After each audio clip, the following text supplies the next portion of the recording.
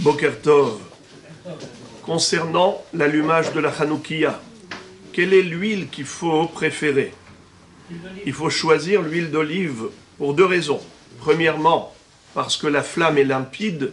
Deuxièmement, parce que ça ressemble à l'huile du Nes de la Ménorah dans le Beth Amikdash, puisque le candélabre dans le Saint-Temple était allumé avec de l'huile d'olive. Donc on essaye de ressembler et de comparer l'allumage de la Hanoukia à l'allumage de la Ménorah, puisque ça vient en souvenir de cela. Mais sinon, si on n'a pas d'huile d'olive ou que c'est trop cher, par exemple, alors toutes les huiles sont cachères. Et si on n'a pas d'huile, alors on prendra des bougies. Les bougies, c'est bien que ce soit solide, alors que dans le Beth Amikdash, l'huile était liquide, c'est tout de même cachère, parce que au niveau de la flamme, ça fond. Et donc le liquide de la cire ressemble à l'huile, comme dans la Ménorah. Mais ce qui est complètement disqualifié, d'après le Rav Ovadia Yosef Zatzal, c'est l'allumage avec de l'électricité, des lampes électriques. Il y a des ménorotes, des grandes ménorotes qui ont pour lumière des lampes électriques. Est-ce que c'est cachère pour l'allumage de la Hanoukia?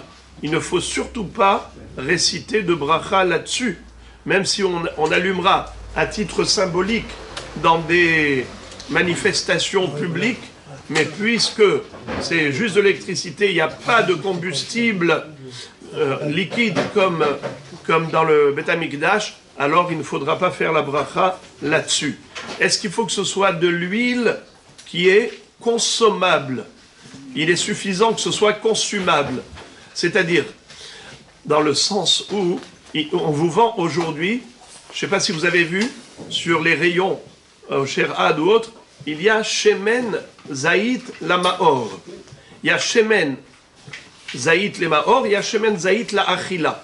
Il y a de l'huile d'olive qui est apte à la consommation et celle qui est apte uniquement à l'allumage. Pourquoi?